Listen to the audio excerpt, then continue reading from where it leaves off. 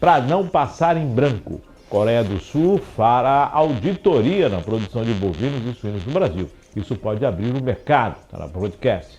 Planalto, sob Bolsonaro, escondeu projeções de casos e mortes na pandemia. UOL Notícias. Bancos centrais podem precisar manter juros altos por mais tempo, diz FMI, matéria do Estadão. Petrobras descola preço de combustíveis das cotações internacionais e eleva importação, manchete de O Globo. Lucro da Vale tem tomo de 77% no segundo semestre e a empresa vai distribuir 2,2 bilhões de reais em dividendos. Está no Jornal do Brasil. E Planalto prepara reuniões de Lula com o PP e republicanos para definir troca ministerial na Folha de São Paulo. E não para por aí. Brasil tem 1,3 milhão de quilombolas, aponta retrato inédito do Censo 2022. Desemprego cai a 8% no trimestre encerrado em julho, diz IBGE, matéria do G1. Taxa de desemprego cai para 8% e atinge 8,6 milhões no segundo trimestre, matéria do R7. São Paulo registra aumento de 13% nos atendimentos de câncer de cabeça e pescoço em 2023. Eventos culturais destacam artesanato, memórias de mulheres negras. Santos, Festival de Hambúrgueres, terá ação em prol do restaurante Escola de Santos. E ainda em Santos, prancha de surf adaptada para pessoas com deficiência é referência mundial. Juliana, todas elas, alguma delas, nenhuma delas.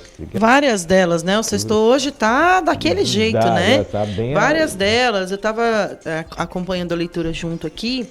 E o que chama a atenção é justamente, né, essa questão da abertura do Brasil para a exportação de bovinos e suínos, com a Coreia do Sul vindo aqui fazer esse levantamento, essa auditoria para ver se os produtos são adequados. Então, a depender disso, o país pode gerar um pouco mais de receita por conta dessas exportações. A questão das omissões com os resultados da pandemia, por mais que isso seja falado sempre, uma hora vai vir à tona todas essas questões, e eu acho que isso precisa vir à tona para que o Brasil entenda a aflição que passou durante a pandemia, com o negacionismo e com o informe não verídico dos casos de Covid que tivemos. Acho isso é importante acompanhar.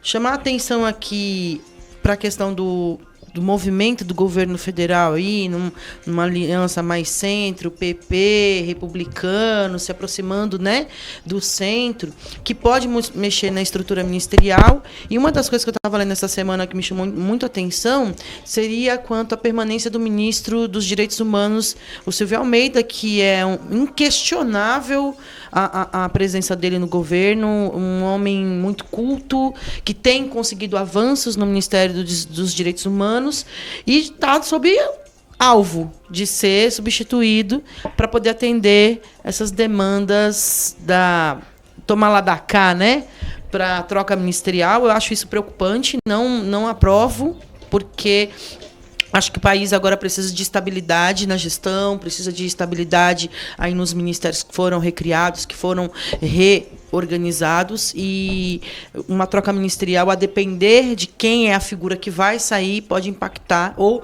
da figura que vai entrar, como a gente conversou aqui no último programa, que teve que tirar o secretário executivo do Ministério da Fazenda e foi substituído por um outro cara que trabalhava no WhatsApp, lembra dessa história? Sim. Então, eu sempre fico muito temerosa quando a gente tem um quadro de ministros que, querendo ou não, né, dão uma sustentabilidade, uma noção de estabilidade, vem essa troca política, e isso é preocupante. Eu acho que o governo precisa entender aí quais são as peças que pode mexer, mas eu não mexeria no Ministério dos Direitos Humanos, não. A questão aí, Ju, é justamente se o ministro ele tem sustentabilidade, né? Exatamente. Porque o governo ele escolhe o ministro. Se ele não tiver sustentabilidade, se ele não tiver um político que o mantenha, acaba tendo um prejuízo muito... Tá cortando, Maria Clara? Acaba tendo uma situação diferenciada. Afinal de contas, essa situação do ministro que você falou, se ele não tiver sustentabilidade, ele acaba não avançando, não permanecendo. Não só ele, mas todos os outros. Chama atenção também para o aumento de câncer de cabeça e pescoço e, é claro, Se você fizer os exames e o diagnóstico for precoce, né, ajuda em muito o tratamento. Então, muita atenção com essa questão do câncer de pescoço e cabeça.